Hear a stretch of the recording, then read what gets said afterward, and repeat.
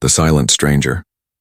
The rain fell hard on the dusty colony streets, the kind of rain that washed away footprints and silenced the noise of the market. Inside his small outpost kitchen, Daniel was closing for the night. He wiped the wooden counter, stacked the empty bowls, and sighed. Business had been slow, just like most nights on the far edge of human space. He reached for the lights when something caught his eye. A shadow stood outside his glass door, unmoving. The figure was small, cloaked in a torn gray fabric that dripped with rainwater. Daniel frowned. Few travelers came this late, and none just stood there in silence. For a moment, he thought the figure would leave. But then the door creaked open. Cold air rushed in, and with it the stranger. Her steps were light, almost hesitant.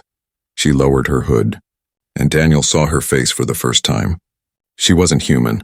Her eyes were larger than his, shining faintly in the dim light. Her skin carried a soft glow, pale like moonlight, and there were faint ridges along her cheeks. Daniel had seen aliens before, but never one like her. This one looked young, fragile even, and yet there was something sharp in the way she looked at him. For a long minute she didn't speak. Daniel waited, leaning against the counter. Finally, her lips parted. Her voice was soft, almost breaking. "I don't talk much, human, but I can cook." The words hung in the air like thunder. Daniel blinked. Not what he expected. He thought she might beg for shelter, food, or warmth. But instead, she offered cooking. "You can cook?" Daniel asked, more curious than doubtful. She nodded slowly, drops of rain still sliding down her chin.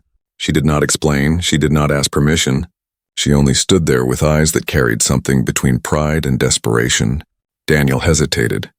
He had lived long enough on the frontier to know when trouble was knocking at his door. Aliens who hid their names and faces often carried dangerous pasts.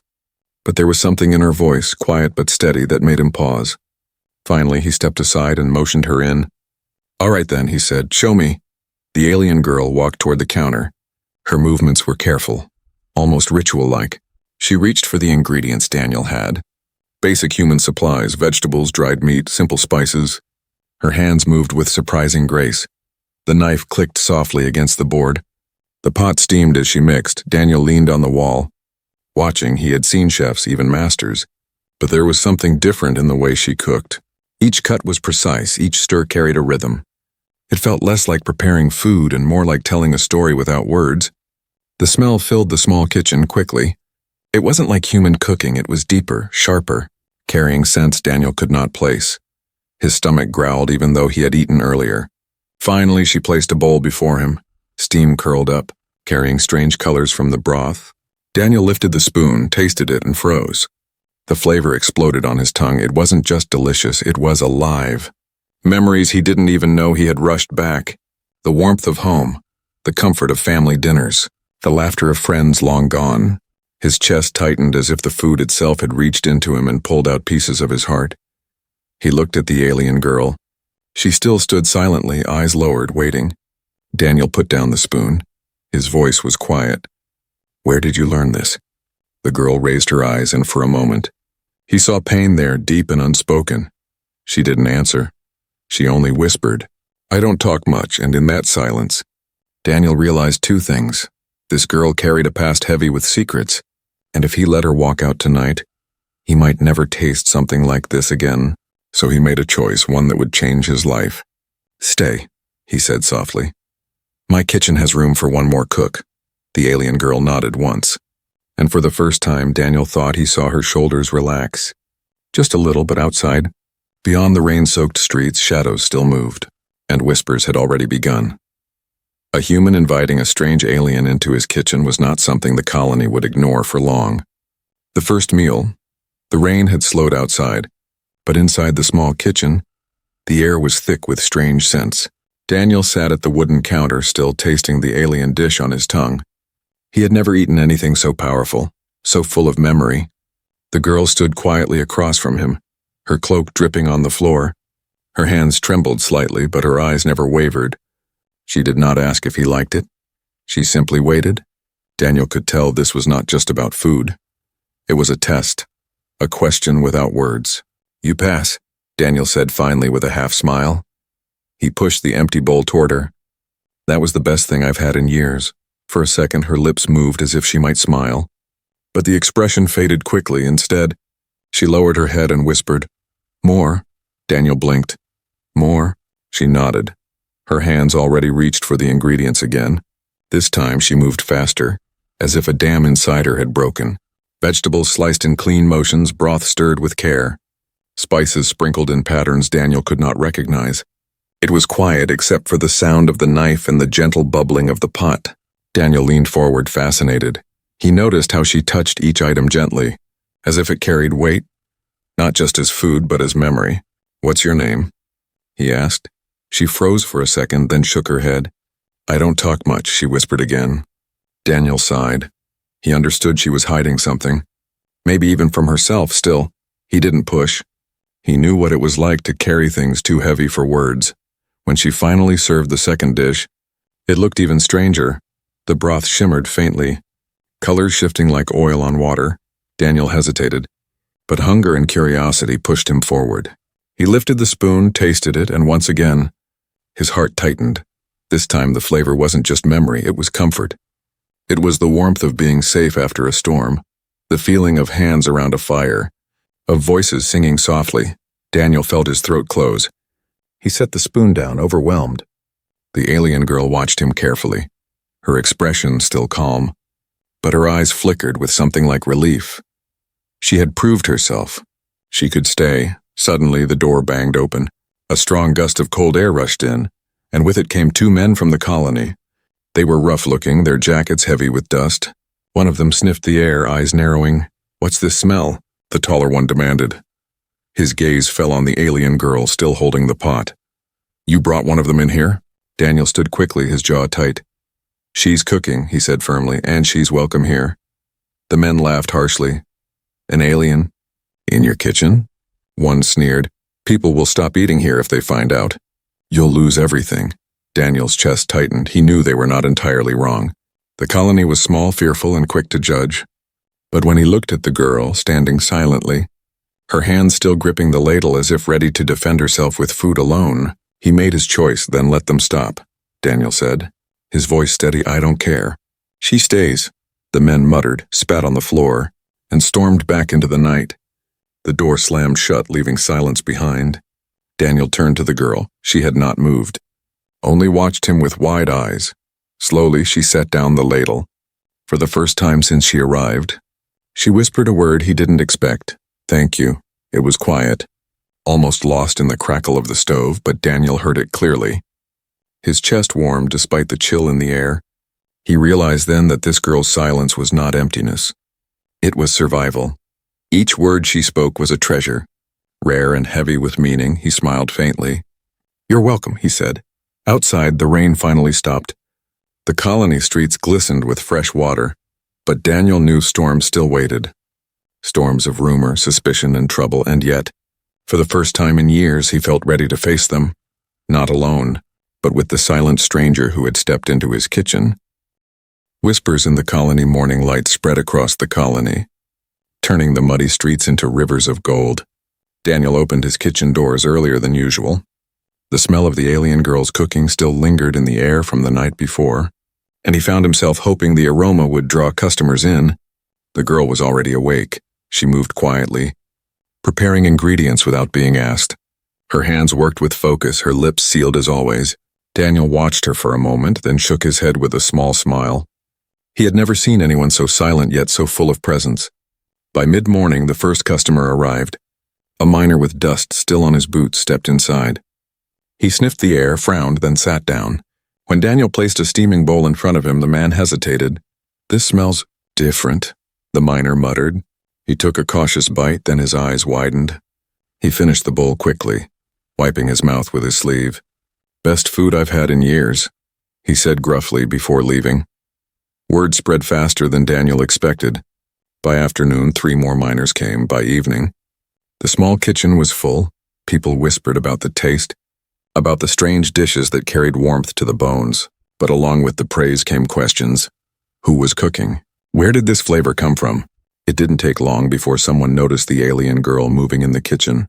Her pale skin caught the lantern light. Her glowing eyes focused on the pot. She didn't speak to the customers. She didn't even look up, but whispers started. "She's not human," someone muttered near the door. "What's Daniel doing with one of them in his kitchen?" Another whispered, "I heard aliens like her were dangerous."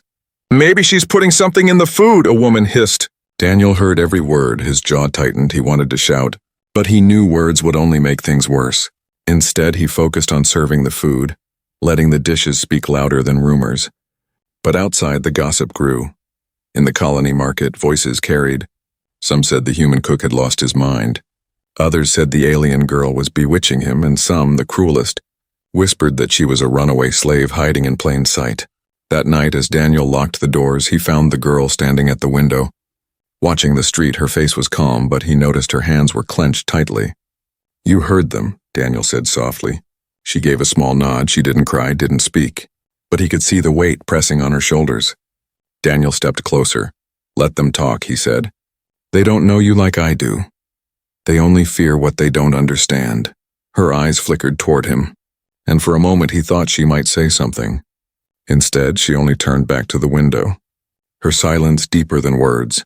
The next day, more customers came. Some curious, some suspicious. A few left without eating when they saw her. But those who stayed left with full stomachs and quiet smiles. The food was too good to deny, still danger was brewing. Daniel noticed a man standing outside the kitchen longer than usual, watching, not eating, just staring. He recognized him as a messenger for the local merchant, a man known for greed and cruelty. That evening, as the alien girl cleaned the counter, Daniel sat heavily at the table. "They're watching us now," he said. She looked at him, her expression unreadable. "Do you want me to leave?" she whispered. Her voice was so soft, Daniel almost missed it. His chest tightened. He realized she was ready to walk away, ready to disappear rather than bring him trouble. "No," Daniel said firmly. "You belong here. This is your kitchen too now." For the first time, she looked directly into his eyes. Her silence carried 1,000 unspoken words, gratitude, fear, hope, and something he could not yet name outside. The whispers of the colony grew louder, like a storm gathering on the horizon. Daniel knew it was only the beginning. Trouble was coming. And soon they would both have to face it. The memory in her cooking. The days passed and the kitchen grew busier. Daniel's place, once quiet and forgotten, now buzzed with customers from morning until night. People argued outside for a seat. Some came out of curiosity, some came out of hunger, but all left with the same thought. There was magic in the food. Daniel knew the source of that magic. The alien girl, always silent, always working. Her hands moved with grace that was not learned in any human school. Her dishes carried a weight that could not be copied. And yet Daniel began to notice something else, something deeper. One evening, as the crowd finally left and the chairs were stacked, Daniel stayed behind to watch her cook for herself. She thought she was alone. Her movements were slower, softer. She held each vegetable as though it was fragile glass. She stirred the broth not with speed but with care. When she tasted the dish, Daniel saw it, her shoulders shaking. Her eyes filling with tears, she placed her hand on the table, gripping the wood as if to steady herself. For the first time, he realized her cooking wasn't just skill, it was memory. He stepped forward quietly. "What do you see when you cook?" he asked. She froze, the spoon halfway to her lips. Slowly she set it down. Her voice was low, broken. "Home." It was the first word she had spoken all day. Daniel waited, but she didn't say more. Still, her eyes told the rest, grief so deep it needed no language. The next morning, Daniel gave her space.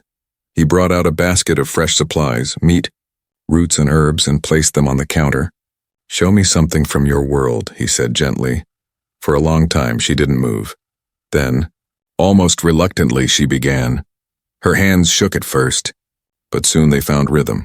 She sliced a pale root, crushed herbs that released a blue smoke, mixed spices that shimmered like stars.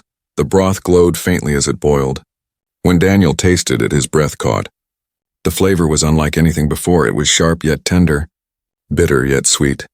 A story told in layers. He felt a weight in his chest, as if he was tasting not just food but loss. He looked at her and his voice softened. "This was your family's dish, wasn't it?" She lowered her head. A single tear slid down her cheek. She didn't answer, but Daniel knew. He saw it in the way her fingers brushed the edge of the bowl, as though it was sacred, as though each bite was a memory of faces she would never see again. Daniel set the spoon down. He wanted to ask more. But he remembered her words, "I don't talk much." Pushing her would only break the fragile trust she was building. Instead, he said, "Then let's make sure your world lives here." In this kitchen, her eyes lifted, wide and uncertain. For a moment, silence stretched between them. Then she gave the smallest nod.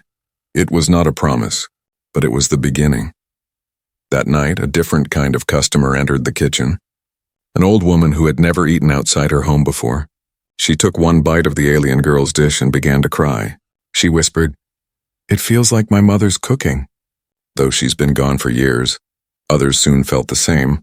They left not just fed, but touched, carrying emotions they could not explain. The alien girl said nothing, but Daniel saw the change in her eyes. She was no longer cooking just to survive. She was cooking to share her memories. Her soul, her lost home outside, however. The whispers in the colony turned darker. Some said her food bewitched people. Some said she was hiding dangerous secrets. And in the shadows, the rival merchant listened with a smile, already planning how to use those rumors to destroy Daniel's kitchen. But for now, inside those four walls, Daniel and the alien girl cooked together, two worlds mixing in bowls of warmth and sorrow, each dish not just a meal but a story. The rival merchant. The colony's market was alive with noise. Merchants shouted, miners bargained. Children ran between stalls, but beneath the usual chaos, a new name was spreading: Daniel's kitchen. People whispered about the alien girl who cooked food that made even the hardest men weep. Not everyone was pleased. Across the street, inside a polished stall filled with spices and dried meats, sat Varric, a wealthy merchant known for his sharp tongue and sharper greed. For years he had been the only supplier of exotic flavors. People paid high prices because they had no choice. Now his profits were bleeding away. Varric listened as a customer praised Daniel's food. "Never tasted anything like it," the man said. "It's as if her dishes speak to the heart." Varric's eyes narrowed. "Her?" he asked, pretending not to know. The customer nodded eagerly. "An alien girl, quiet one. They say she hardly talks, but when she cooks..." "It's like magic." Varric's smile was cold. He leaned back in his chair, tapping his rings against the table. An alien girl stealing his customers, humiliating his business? That was unacceptable. That evening, Varric sent two of his men to spy. They returned with confirmation. Yes, the girl was real. Yes, her food drew crowds. And yes, Daniel had grown bold enough to defy the colony's whispers. Varric poured himself a drink, his voice dripping with venom. "Then we'll see how long this little kitchen lasts." The next day, Daniel noticed the change. Some customers entered with hesitation. Others refused to sit, muttering about poison. Someone even left a dead rat on his doorstep with a note scrawled in crude letters: "Alien food kills." Daniel clenched the note in his fist. His blood boiled. He knew who was behind it: Varric, the only man with enough power and spite to spread such lies. The alien girl saw the note too. Her face stayed calm, but her hands trembled as she washed dishes. For the first time since she arrived, Daniel saw fear flicker in her glowing eyes. "Don't worry," Daniel said firmly. "He won't scare us out." She looked at him, silent, then whispered, "He will try again." She was right. By nightfall, more trouble came. Varric himself entered the kitchen, flanked by two guards. His fine clothes shimmered with threads of gold. His smile wide and false. "Well, well," Varric said loudly, looking around at the small dining room. "So this is the place causing such noise, and here she is." The quiet little cook. His eyes landed on the alien girl, cold and greedy. "Tell me, Daniel, how much for her?" The room went silent. Daniel's jaw tightened. "She's not for sale," he said. Varric chuckled. "Everything has a price. You're just a cook on the edge of nowhere. Barely scraping by. I could make you rich. Just hand her over. I'll use her talent properly." The alien girl stiffened, gripping the edge of the counter. She did not speak, but Daniel could see her fear. He knew this was not the first time someone had tried to claim her like property. "I said no," Daniel replied, louder this time. His voice carried across the room. Varric's smile cracked. His eyes darkened. He leaned closer, his tone like poison. "You're making a mistake. A kitchen like yours can burn to the ground in one night. Be wise, cook, before you lose more than customers." With that, he turned and left, his guards following. The door slammed shut, leaving silence heavy in the air. The alien girl lowered her head. Her hands still shook. Daniel stepped beside her. "Don't be afraid," he said softly, though inside he felt the weight of Varric's threat. Outside, lanterns lit the market. Shadows stretched long, and somewhere among them, Varek's men were already planning their next move. Daniel knew the fire was only beginning. Fire in the night. The night was unusually quiet in the colony. The market had emptied early, and only a few lanterns flickered along the muddy streets. Daniel finished cleaning the tables, stacking chairs one by one. The alien girl swept the floor with silent care. Her glowing eyes seemed heavier than usual, as though she already knew what was coming. Daniel stretched his back. "We've had worse days," he said. Trying to lighten the mood, she looked up but said nothing. Only the faintest nod told him she heard. Outside, footsteps echoed in the darkness. Heavy and deliberate, Daniel's instincts sharpened. He had lived long enough on the frontier to know the sound of trouble. He moved toward the door, but before he could check, the smell hit him. "Smoke, fire," he muttered, rushing outside. Flames danced along the side of the building. Licking the wooden walls, sparks flew into the night. The barrels near the wall had been smashed open. Oil spilling like rivers, the fire spread fast. "Stay inside," Daniel shouted, but the alien girl was already moving. She grabbed a bucket of water, ran to the blaze, and threw it with quick precision. Her cloak caught sparks, but she didn't flinch. Another bucket, then another. Her silence was louder than any scream. Daniel joined her, hauling water, his muscles straining.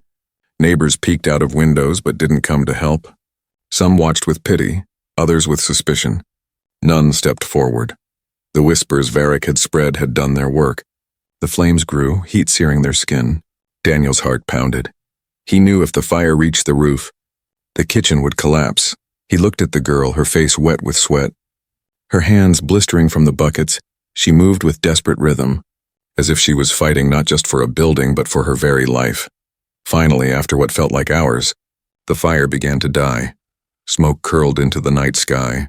The kitchen walls were blackened, the supplies in the storage corner ruined, but the building still stood barely.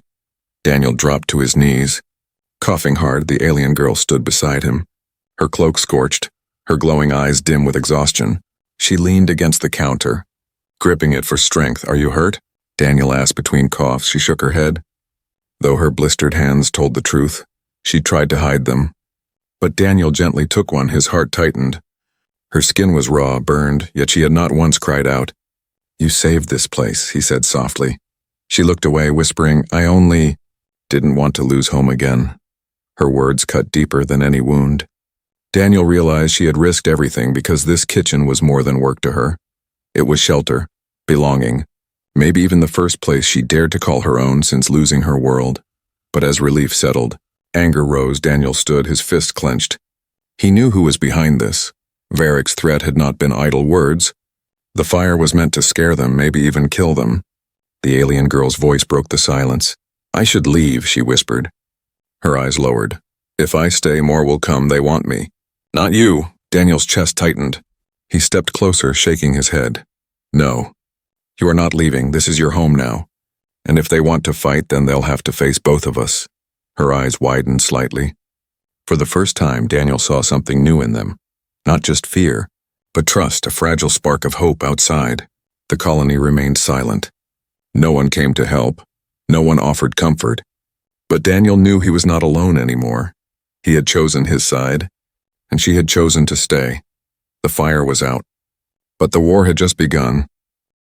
The festival challenge. The fire had left black scars on the kitchen walls. But Daniel and the alien girl refused to close. They worked with what little they had, rebuilding shelves, scrubbing soot, cooking smaller meals. Customers still came, some curious, some loyal, and each time they ate, they left with eyes full of wonder. But Varek was not finished. His spies reported that the alien girl had survived the fire. His anger boiled. He could not allow a quiet cook and her human partner to outshine his wealth and power. Then he heard the announcement, and his lips curled into a cruel smile. The Colony Council had declared a festival of unity, a tradition held once every few years to celebrate survival on the frontier. It would include music, trading, and most importantly, a cooking contest. Whoever won the contest gained not only prestige, but also official council approval for their kitchen. It was the perfect stage. Varek entered at once. Confident in his expensive spices and trained assistants, he imagined the crowd cheering his name as he crushed Daniel and the alien girl. But what made him smile the most was seeing their names also registered. Daniel had signed up when the alien girl first heard about the contest. She froze, her hands stilled over the chopping board. "No," she whispered. "I cannot." Daniel placed a hand on the counter. "Steady and calm. We don't have a choice. If Varric wins, he'll destroy us, but if you cook at the festival, everyone will see the truth, no lies, no whispers." Just the taste, she trembled. Her silence deep, Daniel saw the fear in her eyes, but also the fire. She wasn't afraid of losing, she was afraid of being seen, of exposing the memories hidden in her food. The day of the festival arrived. The square was alive with colors. Lanterns hung between stalls. Drums echoed through the air. Merchants shouted, families laughed. The contest stage was built in the center, long tables filled with ingredients. A crowd pressing close, Varric stood tall, his fine clothes gleaming. His assistants lined up, each with knives sharper than glass. He smirked when he saw Daniel and the alien girl step forward. Their supplies were plain, their clothes simple to Varric. It looked like victory before it began. The contest bell rang, knives clattered, fires roared, the air filled with the sharp scent of spices and the hiss of hot pans. Varric's team worked like a machine, tossing bright powders into golden broth, their presentation dazzling. But the alien girl moved differently. She worked slowly at first, her hands trembling, then, as the crowd leaned closer, she began to find her rhythm. She touched each herb as though it were a memory, stirred the pot as though weaving threads of her soul. Daniel watched from her side, offering quiet support. Fetching water, keeping flames steady, the crowd started to murmur. The smell from her pot was unlike anything else. It drifted through the square like a warm wind. People turned their heads, their noses pulling them closer. Varric noticed, his jaw tightening. He doubled his efforts, shouting at his assistants. But no matter how bright his dishes looked, they felt empty beside hers. Finally, the judges approached. First, they tasted Varric's food. They nodded politely, impressed but not moved. Then they tasted hers. Silence fell across the square. The judge's hands shook as he set down the spoon, his eyes glistened. This is more than food," he whispered. "This is memory, this is life." The crowd erupted. Cheers and gasps mixing. Some even wiped tears from their faces. Varric's face turned red, his fists clenched.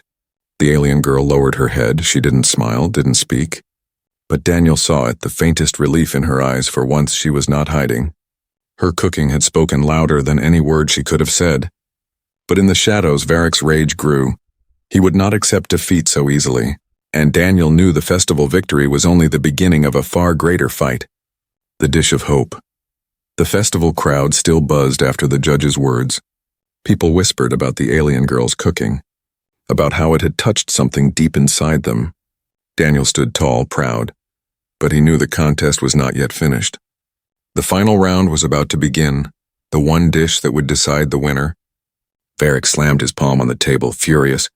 His assistants scrambled to prepare the finest ingredients, rare meats, golden powders, fruit shipped from distant worlds. He barked orders, his voice sharp. He was determined to crush them before the crowd. Daniel turned to the alien girl. She stood still, her hands resting on the counter. Her glowing eyes reflected the lantern flames. "I cannot," she whispered. "This dish is not for strangers," Daniel frowned. "Then don't make it for them," he said softly. "Make it for yourself, for your family, for the people you lost.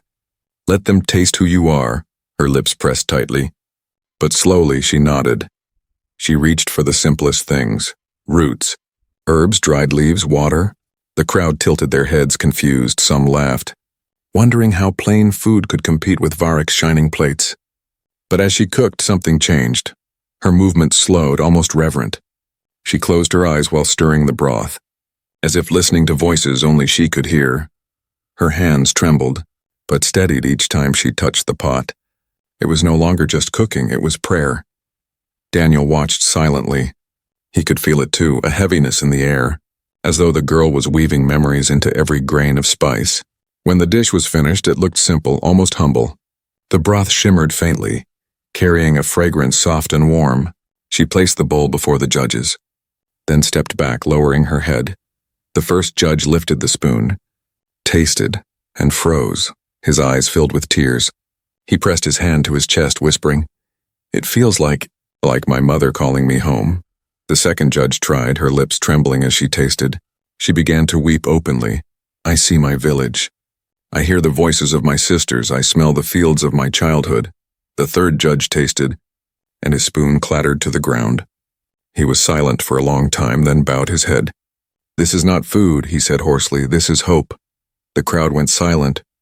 Then a wave of emotion swept through them. Some covered their faces. Some clutched the hands of loved ones. A miner in the back sobbed loudly, whispering, "It feels like I belong somewhere again." Even Daniel felt his chest ache. He had tasted her food many times, but this was different. This dish did not just comfort, it healed. It reached into the heart and stitched pieces together. Varric's face twisted. He slammed his own plate down. "Tricks!" he shouted. "This is witchcraft. No food can do this." But the crowd ignored him. They pressed forward, desperate to taste the dish. When they did, silence spread again. Then soft cries, laughter, even prayers. It was as though one bowl had given them back what they had lost. The alien girl stood quietly, her hands clasped. She did not smile, but her eyes shone with something rare. Peace. For the first time, she had shared the deepest part of herself, and the colony had accepted it. The judges raised their hands, voices trembling. The winner is Daniel's kitchen, cheers thundered through the square. Daniel looked at the alien girl, but she only bowed her head, whispering so faintly he almost missed it. "They remember me now." Yet in the corner of the square, Varric's glare burned like fire. His defeat was public, humiliating. He would not stop. And Daniel knew the victory had only painted a larger target on the girl's back. The revelation, the cheers of the festival still echoed through the colony square. Lanterns swayed in the night breeze, music returned, but the strongest sound was the clapping of hands for the quiet alien girl who had cooked her way into their hearts. Daniel stood by her side, smiling faintly, but he noticed how her shoulders remained tense. She had won, but her silence carried unease. Varric had not left. He lingered at the edge of the stage, his face a mask of fury. His wealth had failed him. His pride was broken.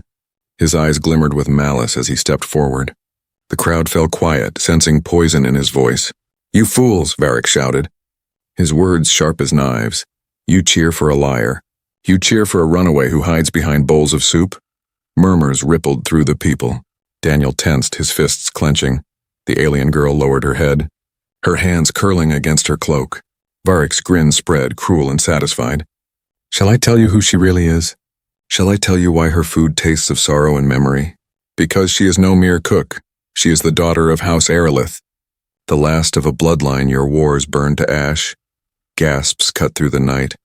The name carried weight.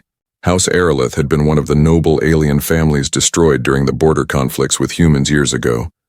Few survivors had ever been found. Most were thought long dead. Daniel's chest tightened. He looked at her, but she did not deny it. Her silence was confirmation. She only whispered, "I don't talk much," and the words were heavy, a shield and a confession in one. The crowd stirred. Some stepped back, fear flickering in their eyes. The memory of old wars was not forgotten. "She's dangerous," someone muttered. "She shouldn't be here," another whispered. Varric's voice rose above them. "See? You welcomed her into your kitchens, your homes, and she has been hiding her true face, a noble fugitive. A reminder of blood spilled. Do you think her food brings comfort? Oh, it's poison, meant to trick you, meant to soften you before the knife." Daniel's anger boiled. He stepped forward, his voice firm. "Enough, Varric. You want to destroy her because you could not beat her fairly. You spread lies because you fear what you cannot buy." Varric sneered. "Lies? She hides her name, her history. Why would she hide if she was innocent?" Daniel turned to the crowd, his voice steady. "She hid because people like you would hunt her, because her bloodline is a target. But did she harm you? Did her food bring pain? No, you cried because she reminded you of love. You smiled because she gave you hope. If that is poison, then it's the sweetest poison this colony has ever tasted." The alien girl lifted her head slowly. Her glowing eyes scanned the crowd. She did not speak, but her silence was powerful. She stood tall, not hiding, not shrinking. For the first time, she let them see her as she was, the last of House Aerolith. A survivor, a cook. The crowd wavered, torn between fear and awe. Then the old woman who had first wept in Daniel's kitchen stepped forward. Her voice cracked with age. "I don't care what her blood is. When I ate her food, I felt my mother's love again. I will not turn from that." Others nodded, murmuring agreement slowly. Fear gave way to courage. People began to cheer once more, not just for her cooking, but for her survival. Varek's face twisted. His plan had slipped from his hands. He spat on the ground. Fools, all of you. Then he stormed into the night, his cloak snapping behind him like smoke. The alien girl's hands trembled. Daniel placed his hand gently on hers. You don't need to hide anymore, he whispered. She looked at him, and though her lips did not move, her eyes said what words never could, thank you. But Daniel knew the danger was not gone. Varek had failed in public, and that made him more dangerous than ever. The revelation had given the girl freedom in the eyes of many, but it had also painted a brighter target on her back. A kitchen for two worlds. The night after the festival was long. The colony square grew silent, lanterns dimmed, but Daniel's kitchen remained lit. The alien girl sat at the counter, her hands folded. Daniel placed a fresh log in the fire, watching the glow spread across the blackened walls. The building had scars, but it still stood. Just like them, for a while neither spoke. The silence between them was not heavy, but alive, a language only they shared.